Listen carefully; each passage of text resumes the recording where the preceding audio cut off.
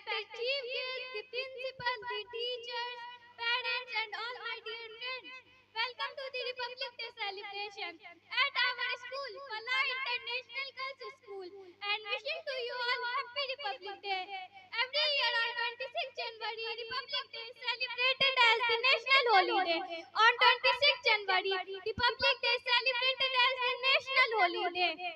My dear friends, many freedom fighters like Mahatma Gandhi, Dr. Zakir Hussain, Sayyid Muhammad Sarfuddin Qadri, Jawaharlal Nehru, Maulana Abul Kalam Azad, Bhagat Singh, Bafs Khan, Chandrasekhar Azad, and many respected others who lost their lives against British Empire for our nation, which is unforgettable.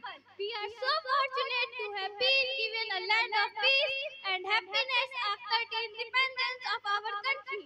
We made a beautiful constitution which gives us many rights, such as fundamental rights and duties.